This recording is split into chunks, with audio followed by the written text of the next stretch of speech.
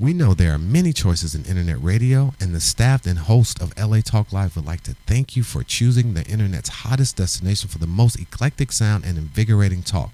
This is LA Talk Live. We are more than just talk.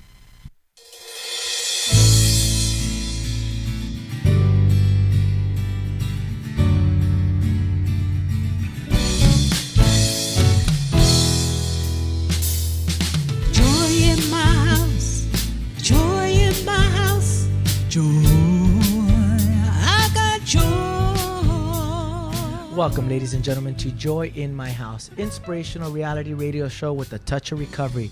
A reality radio show where nothing is left unsaid. And no one is insignificant who says it. I'm joined here by my co-host and recording artist, Lolita Robinson. Good morning. How are you? Welcome to another day of Joy in My House. Welcome to another day. This is Grammy Day, right? This is Grammy Sunday. Okay, yes, you're not out doing the red carpet with anybody? I am, actually. I figured. I will be okay. All right. at the Grammys doing the red carpet Okay. interviews. Are you going to be with Van? You going to be out there? No? Okay. All right. Well, you know. Now, how did you manage this one? Again, I think people see it as very glamorous. Oh, you're going to be on the red carpet? Oh, come on. Don't play it down. Oh, no. You always meet these cute people. I don't even want to hear. Some amazing people, but you have to work it. Yeah. I'm there 8 to 12 hours. That's standing right. there. Are you with Daphne again? Not with Daphne, another publicist out of a management company that I know. Good. All right. But it's a grind. Okay. I don't go to the bathroom. I don't eat. I don't get to watch the show. That's too much information. Who cares? Well, that's what I'm saying. No, I hear you. I hear you. It's a no, lot I'm just kidding. It's a lot of stress sometimes for I me. bet, yeah. Because then I want to do a good job. Right. But I also got to know that it isn't for me. That's right. It's I give the feed and the footage to. Well, you get to see what it's all about, what people have to go through. And I'm not looking forward to it. I'm a little more stressed Well, this out. one's going to be a little bit more Hollywoodish, right? Because Yes. you've been doing things with Daphne, Yes. which has been more for, Exactly. For foster charities kids and charity. Now you're going to be with the big boys. Well, we'll see. All We'll see how right. this goes. I'm a little, Congratulations. like I said. That's pretty cool. It is. It is a great opportunity. But I think it's always just God working in my life. It allows Right. me to meet people that maybe have some real passion projects Right. that can maybe come on the show and Hey, share with us exactly. those passion projects. That's right. That's I'm right. not worried about the big blockbuster films, I studios am. and all that. They do all that. But the marketing, the studios take care of all They that. do a lot. They do a lot. Well, fun and so House of Kids, everybody, and the You know what? grandbaby. How's she Everything's great. doing? Everything's Good. peaceful. Yeah. Everything's peaceful. I've had a good week too. You can't put a price on that. You cannot. So good to see you. So I want to thank you out there, all our listeners and viewers, for being a part of the joy that we have in our house here on latalklive.com. If you're just tuning in with us and you are just listening to us, know that you can stream us live on any mobile device on ustream.tv. But our website now has been upgraded where you just go into www.latalklive.com and you can stream us live on any mobile device right off our website. We had a great show for you last week. Oh, man, she was delightful. Helen Wu. She is a speaker, radio personality, and author of Self-Aid, Inspirations to Turn Struggles into Successes. She was awesome. Absolutely awesome. I was looking through her book this week, and it's just interesting. There's nothing new that we're talking about. I mean, there's only so much you can talk about trauma, joy, but it's so interesting how we're individuals with the Lord, and everybody has a special take in how she turned her tragedy and made them into wooisms. I thought it was awesome. It's inspirational. Yeah. To hear people go through such tragedy and such just hopelessness, and then to find. But everybody's so different. Their whole perspective, don't you see? Oh, yes. See that? Yeah. So those of you who are listening out there and viewing, we want to thank you for being a part of the joy that we have in our house, and know that you can catch all of our archive shows here on the network's website on www.latalklive. You just click on shows, click on Joy in My House, and watch all of our archives. Well, we have a great show for our really viewers excited today. Well, Kay was with us before, and you were out. You were doing an event with Daphne. With Daphne on the red carpet. This is going to be really exciting. She has a lot to share, and it's been through a lot. And she's a close friend of yours as well. Very close friend and sister. When we come back, ladies and gentlemen, we have Kay Tosti. She is a life coach with a great message. She'll be sharing her testimony and give us a message on perspective and how to change our perspective to succeed in our lives. This is Joy in My House, ladies and gentlemen. I want you to stay tuned. We'll be right back.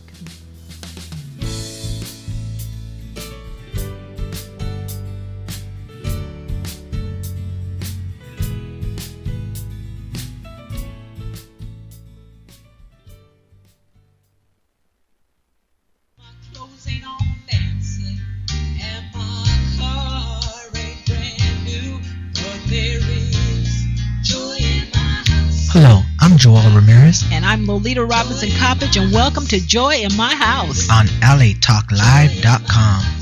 Inspirational radio with a touch of recovery. A reality show where nothing is left unsaid. And no one is insignificant who says it.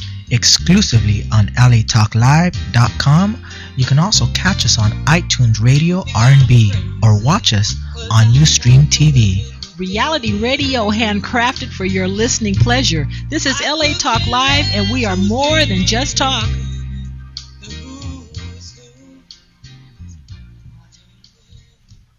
Hi, this is John McClure Jr., aka Simply John, and I would like to invite you to join us on gospelrhythms.com every Sunday at 4 p.m. Pacific Standard Time, 7 p.m. Eastern Standard Time for our show gospelrhythms.com Talk Live Radio. Join us as we celebrate Christians around the world in all genres of entertainment, as well as highlight interest stories on men and women who are making a difference and impacting their community. So don't forget to tune in to gospelrhythms.com on LA Talk Live. And we're more than just talk. Remember, it's a heaven's party here on earth. So live life. Love God.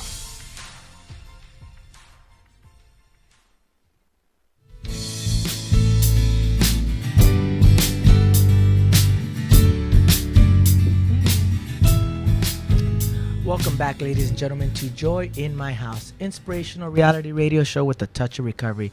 I'm joined here by author of Shaped by the Master's Hands. Very good and to be here. life coach, Kay Tosti. Welcome Hi, to the show. Hey. Thank you. Well, welcome back to the show. Oh, I'm so happy to be here, and thanks for having me. Well, we're glad to see you. Well, you had an opportunity on one of the times that I couldn't be here for you and Lolita to host and co-host the show. What was that like? It was so much fun. I couldn't believe it. My good little friend here, we've just gone through so much together. We sure have. And it's just really fun to see the successes that she's had and that you've had, Joel, and all that God's doing through your show. It's awesome. And I was blessed to be a part. Well, now we're going to be blessed to have you on the show. That's right. And actually give your story, because you had a lot to say and a lot to offer our listeners and viewers. But, you know, during that time, you're hosting the show, so it's very difficult for you to share your gifts. It was more of a taking care of the show, sustaining the show. So today we have Kay Tosti. She is a life coach. Now, you graduated from Pepperdine University, which is a prestigious school. Thank you. And now you're really giving back.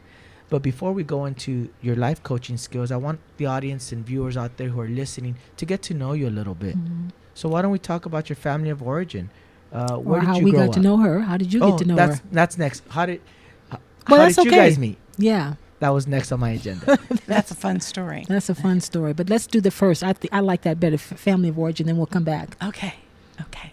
Well, I was born in Greensboro, North Carolina, Tar Heel, and lived there for most of my young years. My parents were in the restaurant business, and they spent a lot of their time really working. And so my sister and I, my oldest sister, I have two. My youngest is she wasn't born yet. Wasn't even there. Right. And we went through a lot. Well, my parents made up their minds they were going to be millionaires by the time they were 40. Okay. So we did a lot of taking care of ourselves. Basically, we didn't have any discipline. We just kind of did our own thing, and we're still trying to figure out how we survived childhood. Well, your mom and dad were working in the restaurant? Yes. What was your mother's job? What did she do? She was the cook. Okay. And my dad was primarily out front. You know, he's very charismatic, very handsome, very great salesperson, and you were drawn to him, and they made great successes. But my sister and I had to be alone a lot, and we were good kids. We did stuff, though, you know how kids do. Yeah. Not being supervised. We weren't bad. We were just mischievous. You know, like one time we set the back porch on fire, smoking straws. We thought that'd be fun. No, wait a minute. Now, see, don't get any ideas, kids. I didn't hear that one before. Wow. And I remember the fireman came up and he said, "Who started this fire?" And I said, and my sister and I just, you know, we're frozen. We're so scared. And my dad said, "I don't know." And the fireman said, Was it the restaurant or your house? The house, the back porch was flaming, you know.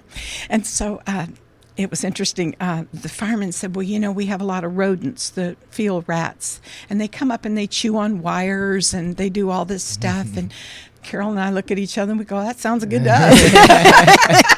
Blame it on the road. So we said, yeah. I said, oh, Daddy, we saw it. It was big. It was a big black rat, and he had a big long tail, big teeth. And about that time, he looked at us and he knew right away that you guys had done it. That wasn't good. So he told us to get up to the house, and that was one of the little beatings I won't ever forget. Wow. Back then, it would be today it would be called child abuse. But he had a belt that he could whip that around. So we're sorry, Daddy, we'll never do it again, kind of thing. But being left alone like that, like you said, but he unsupervised. loved us. He really did, and he was a wonderful provider. But sadly, as my parents got more and more successful, more time was demanding away from us. They were at the restaurant all the time, and the drinking and those kinds of things became more prevalent. And it seemed like whenever my dad would drink, just a different personality would come out. Mm-hmm. You think of a drunk as being along the street side, in the gutter, but he wasn't. He was totally opposite. Very successful man, very charismatic, like you said, very charming, but very troubled. Yeah. Very troubled. And he never missed a day of church for 13 years when he was a little boy. So I know he had a sense of godliness, but he had some issues with his mother and family. But when he would drink, he would abuse my mother, and the beatings began to be more frequent. And so we lived this very, on the outside, perfect family, but people just didn't know what was we were going on going behind the scenes. Yeah. Well, I wanted to touch on, were you a church-going family? Well, my sister and I did go to church. And at age 12, I gave my heart to the Lord. Wow. At a Presbyterian church. And I know... Did your mother attend too? Or did she send you? Well, now they had to work, on Saturday night. So who was the one who took you guys to church? We went with the neighbor. Okay. And so we'd go with the neighbor, and it was at those times that we began to have a sense of godliness. Mm-hmm. But it wasn't until much later in my life that I came to know the Lord in the fullness of what He had for me. But it's always interesting. We talk to people that the Lord has always had His hand, so He used that couple.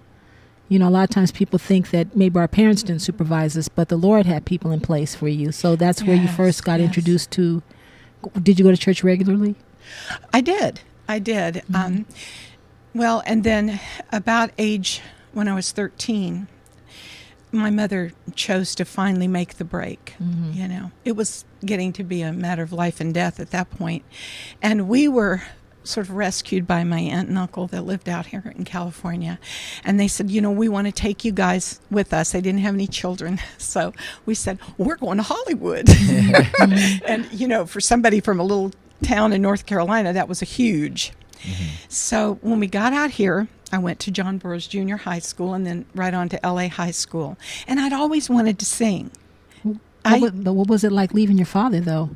It was at that point a relief. Okay. At that point we knew that we had to do something. And was your other sister born by then? She was just born, and she was 3. Oh, boy. So she was just a baby. Mm-hmm. So we got on the train, and we came out here, and life just changed for us. It was completely new beginnings for my sisters. Culture shock, too, from being in the South, right? Didn't you end up in Georgia at some point? I thought you were in Georgia. No. It was always North Carolina. North Carolina or here, but then, later in life I went down to live in Nashville for about a year. Okay. But it was interesting because during this time, we really did see God's hand on us. Mm-hmm. We just kept persevering. Mm-hmm. It was my mother supporting 3 children and with the aid of my aunt and uncle. But we were still alone. Mm-hmm. So I learned perseverance at a very young age. You mean what do you mean alone? You were still... We had to be alone a lot because my mother was working still. And what about your aunt? Well, she would fill in. Okay. She'd fill in. But my mom had to work, and she supported us, and she was such a brave woman. She was really courageous and taking things up and just moving forward with it. I have to admire her. She was such a hard worker. But... At this point, where was your faith? So you moved out to California at age of 13. You had just given your life to Christ at 12 years old. What did that look like? What was that like? Well, there was a sense of godliness all the time. I was kind of a loner in many ways. And I just get by myself and talk to God. and tell him that, he had to help me fix things. Like I could do something, But his faithfulness is unbelievable. And through the tragedies that we face in life, one of the things that I like to talk about from Isaiah is the treasures of the darkness scripture, where he says that he'll give us those treasures in the times are the darkest times. And I've learned that during those dark times, those are the times when we learn the deepest and most spiritual truths. If we're really open to hearing what he's trying to say, because he does have something to teach us with everything that we're going through. It's a life lesson, and it's a building of our character. And you talk about that because you mentioned how prayer carried you through many hard, difficult nights, even back in North Carolina, where you would just pray to God and talk to him. Yes. So you were already opening a line of communication with God. That's because right. of that couple. Yeah. Was that a personal woman with you? It was Did just she a talk to neighbor. you? No, just a neighbor. She just picked you guys off the street and said, "Let's go to church"? No, she lived in the house next door, but we lived in back there. Our house at about a quarter of a mile off the road. Right. And the house that was next door in California, you'd put like 3 houses in between, Right. So, but anyway, they were a very sweet family, and we they went must to have church with them. They must have and, seen you girls by yourself a lot. And my mother and family, they had a godly sense about them, so we had that as kind of a basis for everything. And I know that that's how it helped us to get through a lot of the things that we got through. And of course, when I found out we were going to Hollywood, I got all excited because, I wanted to sing. I love to sing. It was my heart, my life. And from a very young age, we used to get dressed up in my mother's nightgown and we used to, perform, and my dad would introduce us and we'd do the whole thing. And Boy, so he was like the fun dad. oh, he was. It was tragic. Probably very confusing because he was fun and playful and with the public, but then with your mother, he was. I think totally he took different. I think it was transfer of his anger under her towards his mother. And of course, Lolita, the root of anger is really pain. Right. So when we're acting out like he did, and I think the alcohol gave him a reason to be just let all of his inhibitions go. But anyway, he supported your singing. He did. Oh, yeah. And so we came to L.A. The first thing I did was get involved in the choir at the junior high. And I was in a talent show. I was discovered by a lady and her husband that were in the business. We didn't know anything about the music business. Wow. So And they were in the business. They were in the business. So here the Lord put somebody for church and then somebody to kind of get you going in your music. So there's, my sister and I ended up working together. The Carroll sisters, was the lovely Lennon sisters back then, kind of thing, So we had we really never got it off the road because we really didn't know how to market ourselves. Right. But you did get an opportunity to record your first record at 13. I did. We're not sure where that record is right now. But Okay, what was the name of probably it? just good it vanished. It was called Shy Guy. And, Shy Guy, okay. Yeah. So anyway, I went to high school. At LA High School, I won a scholarship to USC for private voice for all of the Los Angeles area. And so I studied private voice there and became more and more enthusiastic about the singing career. And finally, I went to a little girls' school in North Carolina that we'd all gone to, Peace College, loved it there, and it continued to grow in my talents and singing a lot during that time and performing in different venues. And finally, I finished up at Pepperdine because I wanted to get back out here to where my mother and family were living. So it was interesting because I didn't really realize how much music was a part of my soul. Right. Yeah, music was a way to escape and to. Did you write your own music? Did you play piano? I did play piano, but it was for my own enjoyment because nobody else seemed to enjoy it. Well, the Lord did, but he at that point, So anyway, I went to high school, started in some plays over there, did some musicals. This was at LA High still. LA High. Okay. And then went to finished up my college years at Pepperdine. And what did you major in? I majored in speech Okay. and psychology. All right. So Why not music? I did so much with the music department, but Okay. I didn't really, I wanted to do other things. At that time, I wanted to do some law and other things, but I Now, see, never this is the gave up first I've my heard music. about that. Yeah. Yeah. Okay. But the interesting thing is, I never gave up the music. Mm-hmm. I kept singing. And, my mother was such an encourager. She always told me, you're beautiful. You girls are so smart. You're this, you're that, and we'd go, tell us more, Mom, Yeah. Really. Yeah. And so we started to believe that we could do just about anything we wanted to. And that gave us the courage to go forth and do these different things. I think that's so important that you're mentioning that we affirm each other. And we talked about that We in do, prayer. yeah. How we affirm each other and we build each other up to give us that confidence to go out there and sometimes do things that we're fearful of doing. Because of that affirmation that you got from your mom, you had the amazing opportunity to entertain the U.S. troops on a USO tour. I did. And that was life-changing for me, Joelle. Now, how did that happen? Well, they selected two groups from the United States, one from the East Coast, one from the West Coast, to do these tours. And I was in our college years. And Pepperdine, they chose our group. And what was your group? It was, there were singers, 6 singers, and we had a band. And What were you called? You don't remember? the Corliers. Okay. And our song, Kind of like the young Americans. yeah. And Our show was Silk Satin Song. okay. And And what does that mean? You got to explain to our audience. Silk Well, satin. we went. It was just a variety show. Okay. We did all kinds of things. The Beatles were big then. Some country. We had an MC that did some magic tricks. He was a comedian, and it was really fun. We had an audience sometimes of 10,000 Marines Right. that That's hadn't seen an awesome. American Wow. Girl in 13 months, and I'm like, oh my gosh, I can't even hear the band now really, as I I'm bet. making my entrance. But they were so grateful, and I went into the hospitals, just me and the guitar player, the producer, and the director took us in. And I sang by the bedside of these young men with That's so no awesome. arms or legs. This one man, a boy, he had a full body cast, and just his eyes. And when I got done singing, he just blinked his eyes as if to say, thank you so much. He was in total traction.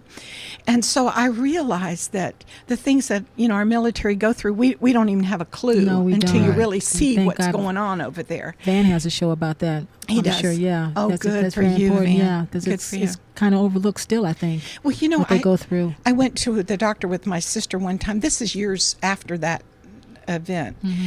And the doctor had a bunch of things on his wall about different things he'd done, his diplomas and this and that. And I saw that he was in the service, and we got talking, and I said, where were you stationed? And he told me, and I told him, oh my gosh, we did a USO tour, and we entertained the troops right there where you must have done your R&R, which is rest and recovery, I think it's called, for them. And he said, you did a USO tour? And I said, yes. And he said, oh my gosh, he said, you have no idea what those shows meant to us guys. He said, I often thought if I could just go up and give those entertainers a hug and say, thank you. He said, can I give you a hug? Oh, wow. And I said, that's a big deal. you're the one I should be hugging. Thank you. Right. And, we just never know what kind of impression we make on people, what we give them as we touch different lives and we walk along life's way. Well, you have no idea also when you're talking about how God was using that to prepare. You're going to get into that later on, even though you thought that you were going to go into the entertainment world because you had so many opportunities to do so. But how you were ministering even then without even realizing it. I think so, Lolita. Yeah, That's without a good even You did have realizing it. another big opportunity where you took a job in New York working for NBC. I did. After I graduated from Pepperdine, of course, I wanted to do Broadway. So I went to New York, and I lived there with my dear friend, who was a very She was a model, right? At the Well-known time. model. Yeah. And she knew all the people and this and that. And I took a job at NBC, fortunately, As an intern? as a tour guide. Oh, okay. And I was leading tours all around NBC in stilettos. Can you believe that? Oh, wow. Well, you still clunk around pretty good, girl. She's still I'll do pretty anything good for the to look heels. good, you know what I'm saying? That's it. So anyway, I did that, and they're very good about promoting from within. And eventually, I handled the audiences for, I guess, Match Game and Concentration, and then How did the you Tonight mean- Show. How did you handle the audience? You mean like cheer them on and get No, them going? make sure they all got their seats. Okay. Primarily, I'd set in to be color girl for the cameras, that sort of thing. Mm-hmm. And I gradually worked my way into the news department, working for a show called First Tuesday. It was like 60 minutes. That's so cool. And You it were was an anchor woman? Well, no, I wish. No, I was just a production Well, assistant. not just, honey. That's a pretty big deal. Well, I was very grateful, very Oh, grateful. that's awesome. Wonderful See? experience. There's no place like New York, right, right. And so all these years, that I was working on my career, I was fortunate enough did a lot. to study with Carlo Menotti. He wrote Yes. Amal and the Night Visitors, the opera, and you had to audition to get to Yeah. study. Yeah. So I worked with him, and he taught me so much. He was at Carnegie Hall. And I thought, boy, I'm really on my way now. Mm-hmm. I got my voice together. I'm Oh in my with gosh, the you in had crowd. I'm living everything. with the beautiful people. And, here I go. Lord, How I'm did good. you feel inside with that? When at that time, how were you feeling inwardly? Were you feeling any of the effects of your past? No, at that time I was just so happy that I was happy, Okay. Right. that So it was my just go, family go. was safe. That things were going your way. Yeah, yeah. But during this time, in this process of successes, your friend calls you up and invites you to a crusade for Christ led by Billy Graham. That's right. Tell us about that experience. Boy, that was the big change. Why? And that's so interesting. What friend was this? Well, it was a gal that I'd known in North Carolina. She went to another girls' school, and she was working for Campus Crusade for Christ. Okay. And they came to do a Billy Graham crusade in the area in New York at the stadium. And so I hadn't seen her, and I said, well, sure, I'm a Christian. I'll Right, go. right. Of course, I wasn't thinking about Jesus at the time. Yeah, yeah. You don't when you're young. You No, really don't. I You- was just having a great time mingling with all these fancy people and dating Going professional somewhere. athletes and this and that. And so I went to the crusade. Well, he was there for 10 nights. I was there for 9 of them. Oh my goodness. Wow. The Holy Spirit kept drawing me back. And the last night that I was there, I was sitting, and just as clear the thought came to my mind, which now I understand was the Holy Spirit. And he said, I want to use your talents for my glory. Oh wow. Okay. And I thought, Now, I've talked to you many times, and we'll eventually tell people how we met, but I've never heard this aspect of your testimony before. Really? No. I thought you knew everything about me. Well, I will from the emotional standpoint, but this Yeah. is very important. So I went forward that night and I said, God, I want to do what you want me to do. I want to live my life for you. My older sister had really come into an amazing walk with the Lord by that time. So I called her up and I said, I have decided to follow Jesus. There you go, girl. No turning back, no turning back. And she started weeping, and we started weeping, and we were Wow. all on a new page. We'd been through so much together. We'd seen God's faithfulness. We saw that his hand was always on us, and we understood that he had a new direction for us. And also, I was thinking about your mother being such a hard worker too and persevering. She really kind of modeled that to you, I think, to even get you to the point of where you were able to pursue your career the way you did. That's right. And she used to say, okay, you girls, just keep on keeping on now. We got to keep on keeping on. And boy, you don't know how many times I've thought about that through life's trials, We always think that our trials are bad. We just want to get through it. Right. But if we can sit in it and process it and see really what God's saying, we're learning great lessons. And we're giving up areas of our own selfishness and those kinds of things to let his heart rule our life. But what's so awesome about the Lord too is that he gave you the platform. He knows that the people are impressed by what we do, our accolades to a certain degree. He gave you all that experience in the music and getting as far as you did in New York. And he knew he was going to use that, but that was a launching path for you to probably go and do the ministry too. Do you think? That's right. Well, and one of the heads of the Billy Graham of Campus Crusade for Christ said, "Kay, you need to move out of New York and start a new life." And I go, "I can't. I got my lessons. I'm on my way." And he said, "You need to get grounded in the Word, and you need to spend some time with the Lord." And I said, "Well, I can't go out to California because I don't have any money. I've got all my money's going to my lessons, all this." And he said, "Well, I'll send you." Oh, no. He did. And I said, "Well, I don't even know you." And he said, "Kay," he said, "it's not my money." He said, "It's God's money." I said, "I never thought about God having any money." That's true. And I thought, wow, that's pretty cool. So I said, well, let me pray about it. And everywhere I turned, signs, "Go west. Here's an airline." Oh, you're kidding. No. And it was so obvious. So I came back out to California. And that's when I really, went and spent 3 months at Campus Crusade. And I did really get grounded. I thought I was going to be singing for the Lord at that point. And God said, Stormy O'Mardian and Michael Stormy. O'Mardian. Oh, yeah, they were pretty powerful. They were They were auditioning, the singers. The night before they picked somebody, it was between myself and this other girl. And God said, "They're not going to pick you." And I went, "Well, why? I love you." Right. And he said, "We got some things to do." Wow. And so that next day, I went to the final thing they were going to tell us. And he said, "You know what, Kay?" He said, "You are by far the most talented." But he said, "God has shown us that it's not time for us to have you up front. He wants to do some more things in your life." So you know what? When you And those are were hard. talking, I mean, there might be somebody out there right now who is at a point where the Lord's telling them, "Give it all, surrender it all." What would you say to them? Because you gave up everything. If you had stayed on that path, you probably would have been Diane Sawyer at this point. Someone like that. Thanks. You would have. Well, who Appreciate that knows? vote of confidence. Well, I do. I mean, look, your life was going there. Yeah, it was. I mean, so in giving up your life, there might be somebody out there who is in a place where you were, where God is telling them, "I want you to release this." What would you say to them? Well, I'd say you can't outgive the Lord. When you give up something for Jesus and for God, He will replace it tenfold or more. And you will see things in a whole different light.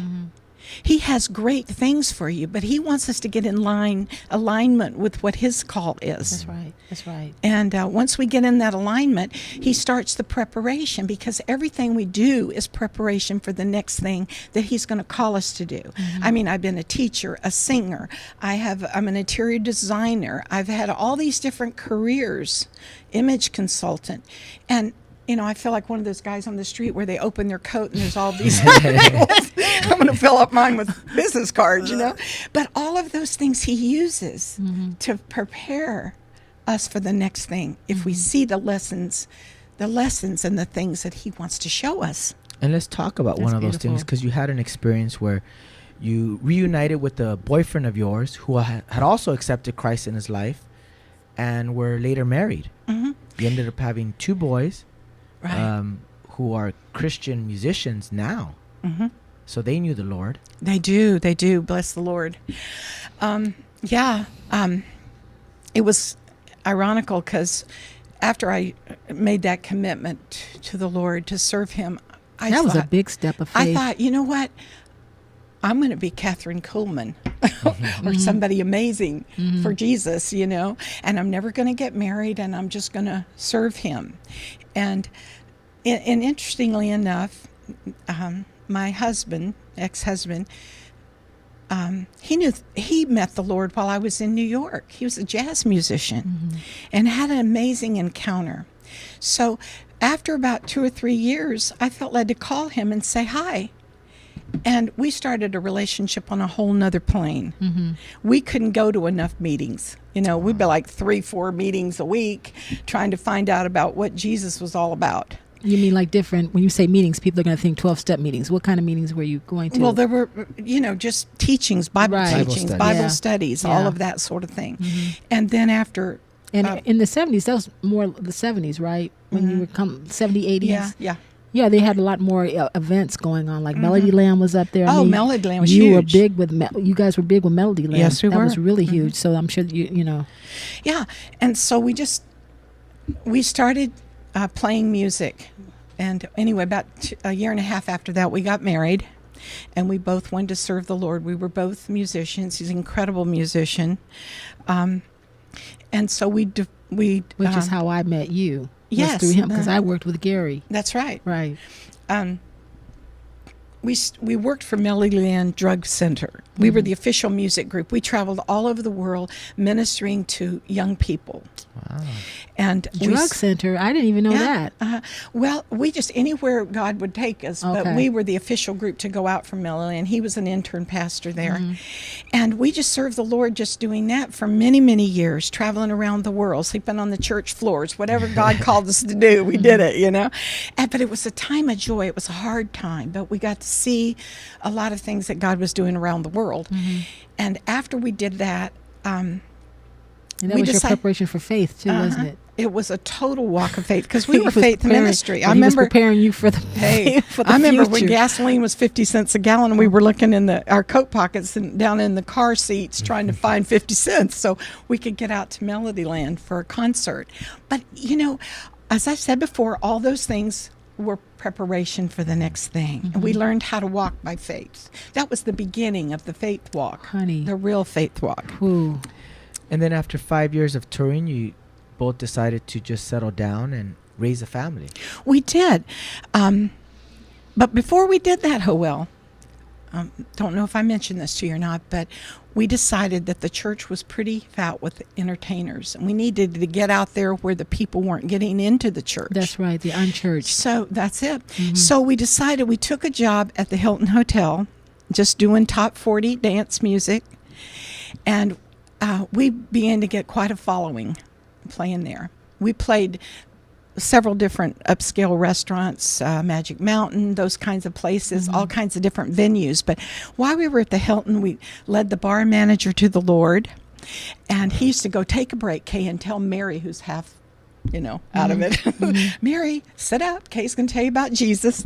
And I would. And, I led a lady to the Lord in the bathroom on my break. And, just God did some miraculous things. And finally, the bar manager's family came in, and he said, his sister said, she said, we've been praying for him for 30 years. We finally gave up and said, God, just send somebody right into that bar. Wow. And look what he did. And he did. And he does do that. I mean, he does use people that are in the secular community to get out there. It's not what we think, but he does want to reach these people. That's awesome. Jesus came for the sick, the lost, and the dying. Yes, he did. Yes, he did. And so we were able to do that, and we did that for a number of years. And then finally we had to make a decision about starting a family, and decided for me to stay home and for my husband to do the real estate business. And so he did. So God called you guys totally out of the music business. Pretty much, yeah, at that point. And we began on a whole nother venue of our life.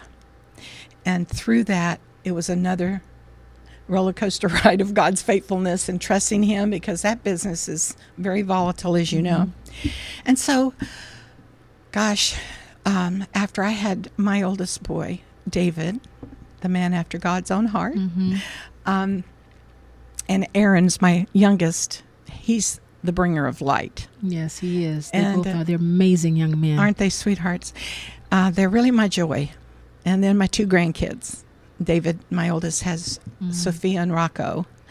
And they're just the joy of my life. But when you were talking, I don't know whether or not we're going to go to a break or not. We're still going. It's like, people think, okay, so why does God call you out of the music? Why does he call you out of your passion? What's that about? It's about life lessons. It's like going into, even Christ had to go into the wilderness. We have to go in a season of life when he pulls you out so that he can get to know you and you get to know him and depend upon him. And those were probably some very, very rich years. You can't learn trust and obedience and letting go unless you walk through it. That's so right. would you say, when he took you out of the business, would you say that was basically what he was doing? He allowed me to sit back. That's it. He allowed me, It's okay. to be taught for a while. And I did. And we talked about that because We can- you were married for 26 years. And during that time, you had to rely on your faith, especially because of what was going on. Mm-hmm. But your husband, after 26 years, decided to leave you. Yes. Now, I think this is very relevant in today's day and age because it happens. It's so prevalent now. And you were left devastated. Yes. You believed you had a perfect Christian family. Mm-hmm. Your sons had just signed with the record label, I believe, at that time. Yes. So things were going in a positive light, but then this big tragedy. Tell us about that. Well, it was about that time that I met Lolita. Mm-hmm. And, you know, we had mutual friends. Yes, know. we did. We had mutual friends, which I have mentioned Jay and Brenda Sterling quite a bit. I was working with Jay. Yes. And I was working with your husband. And so your husband and I had a really close relationship for a while. He was hilarious. Yes. And talked about you. And there was something about him talking about you that made me very interested in who you were, because I had anything other than a Christian family. My husband and I were already divorced. Did you? No, go. Okay. No, this is perfect. And so just then God started putting me on your heart. Kept wondering about who you were. It's crazy. And looking back, who is this woman? What's it like to have a Christian marriage and to have sons who are, my sons were coming up and not doing what your kids were doing, but then God was putting you on my heart. But then you want to share a little bit more about what was going on in your life. Well, I was totally devastated. Mm-hmm. I liken it kind of to emotional rape because you feel like everything's been taken from you and you don't have any control over the situation. There's nothing you can say or do to make it change. And I couldn't get up. Mm-hmm. I cried all the time and begged God to do anything to fix it. What did I do to deserve this, Lord? Why are we doing this? And I went through all kinds of transitions of anger and depression and thinking, I gave my life to this person. What's going on, Jesus? I've served you all my life. Why is this happening? Mm-hmm. But I'll tell you something. When you start realizing that people can't give you what they don't have, That's right. you have an expectation of how you want to be treated, what you think your life is supposed to look like. And when it doesn't happen according to your set of values and your ideas about what's supposed to be happening, it's devastating. Mm-hmm. And it took me a decade, really, to get over it. Wow. It When I really came was. into the picture, So, you had gone through a whole lot more, not just that. Not just that. Mm-hmm. You had gone through car accidents. You Yeah. had fallen down. You Yeah. fell down at David's wedding. You broke your hip. Mm-hmm. And when, because Jay and I used to pray all the time, and he would tell me all these things, I was like, oh my goodness. And I felt like the Lord was saying to me, you need to call this woman. You need to call her at that time. But you had gone through way more than just that marriage falling apart. Well, it was, there was one thing after another because, it was like I couldn't do anything right. Mm-hmm. I fell and I broke my hip at my son's wedding. And I managed to sit through the thing while you were singing up there beautifully with a 14-piece orchestra. And I'm going, why, Lord, did I do this? Anyway, but I had a series of other things. The car accidents. And then I had, the one thing that was so devastating to me was I had a tumor on my parathyroid gland. Mm-hmm. That's how come I broke my leg, because my body wasn't getting any calcium. And I thought they're going to slit my throat. They're gonna, I thought, oh dear, I don't think I can do this, Jesus. Mm-hmm. They told me that there was a good likelihood that I would never be able to sing again. Mm-hmm. And that I probably my speaking voice would be impaired and all of this. I got through the surgery. God, set me free. Mm-hmm. I knew he would. I'd had kidney stones before. They took me down to go to surgery. When I was lying in the bed, I looked up and I saw the crucifix at the top of the door. And God said, by my stripes, you were healed. And I just said, thank you, Lord. And I put my hands up and said, I receive that healing. Mm-hmm. When the doctor came in, I said, I'm not going to need this surgery. I'm good. And he said, we'll just see about that, young lady. So they wheeled me down there. And when he took the x-ray, he just shook his head and he said, somebody up there really loves you. And you I already said, knew that. You aren't kidding. And one more time, the Lord had seen me through. We're going to get to your coaching soon, too. Mm-hmm. But then also you lost your mother, Yep. a lot of people in death, Yep. which is setting the framework for what you're going to be sharing with us, because Mm-hmm. I think people think you walk into these situations, especially in ministry, Yes. and we do, but the servant is not greater than the master. Our master suffered. Yes, he did. He learned obedience through the things that he suffered. Mm-hmm. And you went through a whole lot. And God your was using faithfulness. all that to Yes, he prepare you was. Right. for the Yes, he next was. chapter in your life. Right. Ladies and gentlemen, when we come back, Kay's going to be talking about her experience of becoming a life coach, Right. what a life coach is, and how a life coach can serve you. This is Joy in My House, ladies and gentlemen. I want you to stay tuned. We'll be back.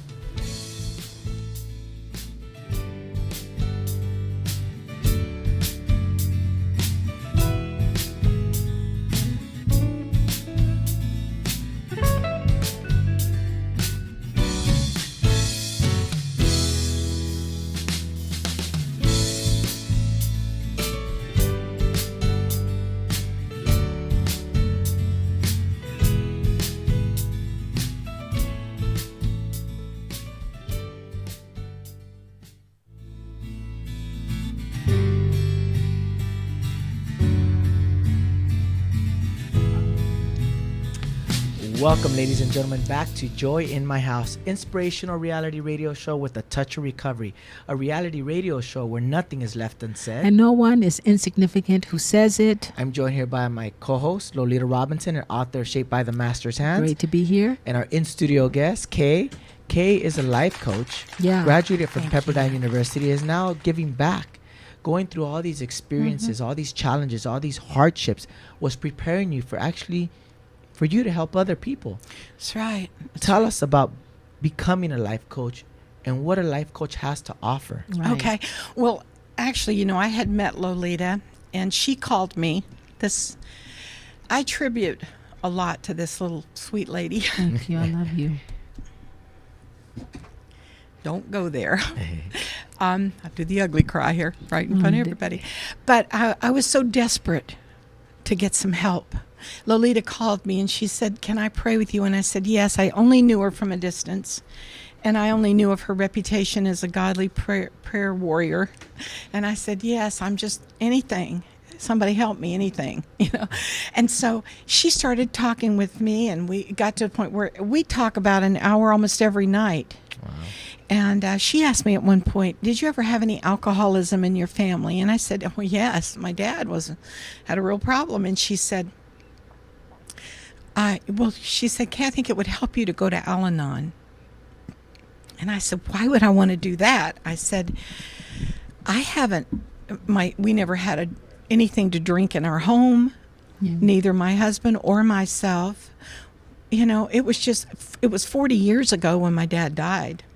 He died very young at 46. And I thought, why would she tell me to do that?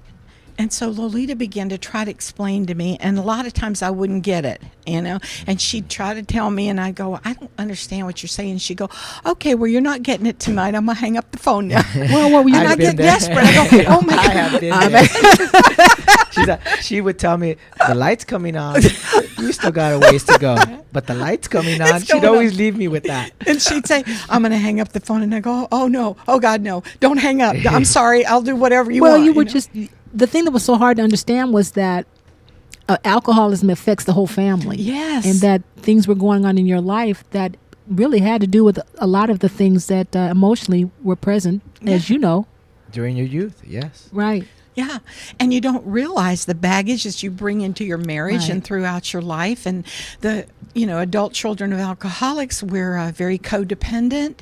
We're controlling because we had to make decisions when we were 5 years old to try to keep the family together. Very responsible. Yeah.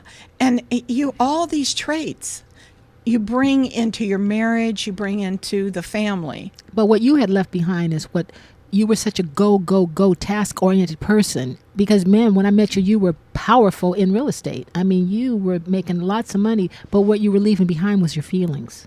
That's right. And Lolita used to say to me, "Well, what's your heart telling you? Mm-hmm. And I go, well, I didn't know, because I knew how to say what I thought people wanted to hear. Right. People pleasing. Total people pleaser.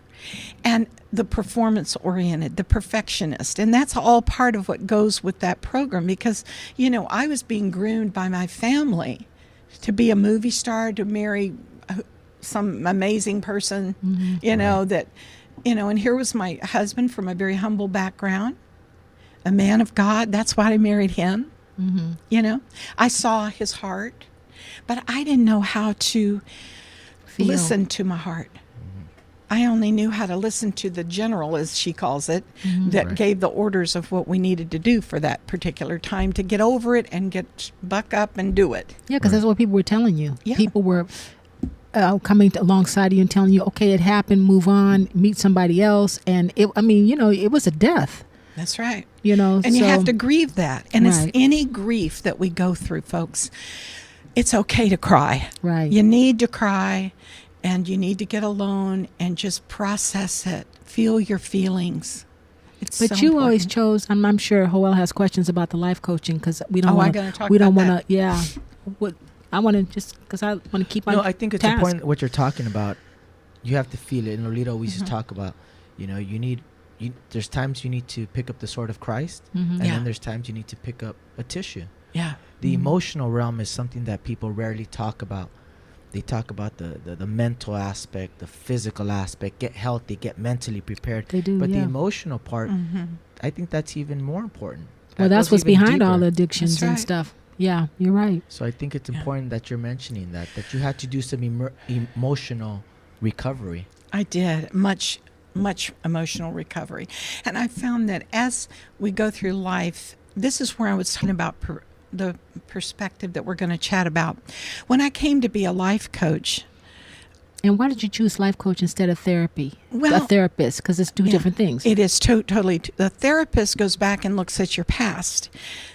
A life coach looks at where you are now and where you want to be. You're healthy. You've been in the corner in the fetal position. Now you're in the wheelchair. We're going to help you get up and learn how to take those baby steps moving forward to what God has called you to do. And that's what life coaching is about. It's about having those conversations that are meaningful. The hard things that you're going to talk about, and it's a discovery process. It's me asking questions that allow people to dig deep and look and really feel their feelings and really get in touch with what they already know many times to be true. I mean, what they want to do in their life, where they want to go after, like catastrophe, like after what you went through. What are you going to do now that you've gone through a lot of that anguish? Is that what a life coach does, to help you to build upon the crisis and to reshape your life, to redefine it? Yes. Like I would start with a question like, what would your ideal life look like? I love helping people discover their unique gifts and talents. We get stuck. We do. And it can be a debilitating experience, and it's ongoing. I'm my own best coach, although I do have a coach, Daryl Steinbach. He's an amazing coach, and I call him up when I get stuck, and he helps me get through it. Well, let me ask you this. What is one of the most common reasons for you as a life coach that keeps people from having the lives that they want? I would have to say fear. Fear is the one thing that people get frozen. They just... Fear to move forward? Yes, they're afraid of failure. They're afraid of succeeding. They're afraid of not being accepted. They're just have all these fears that come out. And so I try to encourage people, let's just take some baby steps. And as we begin to get enthused about what their talents are, where they want to go, how they're going to get there, they get so excited. They're willing to start by putting their toes in the water and realizing that they can swim. So when you talk about perspective, so how they view things? Yeah, a perspective is exactly how you view things. Let's say you're in an argument. The first thing you're going to think about is, hey, why did she say that? Why did he do that? How could he? I didn't do that. But if you take the time to step back, and you're thinking at the time about your own perspective. Right. But if you step back and you say, wait a minute, where are they coming from? Why would they do this? You might begin to realize that they're speaking out of their pain. They're speaking out of their loss. There's something in there that's maybe not even the issue. But as we begin to ask those powerful questions, they begin to see, wait a minute, I never thought about it like that. Right. And the light goes on, and wow, they got that aha moment. And that's what changes things. Well, Kate, we're running a little bit out of time, so I'm going to fast forward it. If you want more information regarding Kay and her life coaching skills, I want you to contact her at ktosti@hotmail.com, or you can give her a call at 949-280-3743, or you can contact the station here, email us, and we'll send you her contact information. Once again, 949-280-3746. 3746. Okay, we are coming to a close, and we'd like to ask all of our in-studio guests the premise of the show, Joy in My House, the joy that we have in the midst of our challenges, our struggles, or in the praise. What would joy in my house mean to you in today's day and age, Kay? I would just have to say that the peace that passes all understanding is really so important to me. You know, I've lived through a lot. I've had a lot of successes and some hard things. But when his peace is there, it just seems to make everything okay. And I know that even though I'm a single lady and I'm by myself. And a cancer survivor. A cancer survivor, yes. There's too much to tell today about his faithfulness. But I know that the joy comes when I know that he has me in the palm of his hand. He has... His love and faithfulness is just amazing. We cannot take our eyes off him for 1 minute. We start looking at people, we'll need to be disappointed, but our joy comes when we focus on him. That's awesome. Amen. That's awesome. You know, I know we're getting ready to wrap up, but just taking in all of the experiences that you had, singing, working at NBC, Broadway, ministry, all of those things have led the way so that when people call you, you have had a lot of experience. You can coach them on how to change. You can coach them through all of the things that you have been through. It's amazing what God has done in your life. Thank you. Well, if people are willing to look at themselves, if they're willing to be wrong and say, you know what, I want to commit to change, they'll see something great. God has fabulous things when you just take that baby step forward. Kay, thank you for coming on the show. Thank you for being an in-studio guest here on Joy in My House. We'd love to have you come back and give us another message. Oh, thank you so much. God bless Ladies you. and gentlemen, this is Joy in My House. I want you to catch us live every Sunday here at noon on www.latalklive.com with in-studio guests with life-changing stories of hope, faith, and talents that will inspire you. I want you to catch us next week as we'll have one of our in-studio guests from Children Uniting Nations talking about the organization and their pre-Oscar party. You're not going to want to miss. This is Joy in My House, ladies and gentlemen. You guys have a blessed day. God bless. You did good.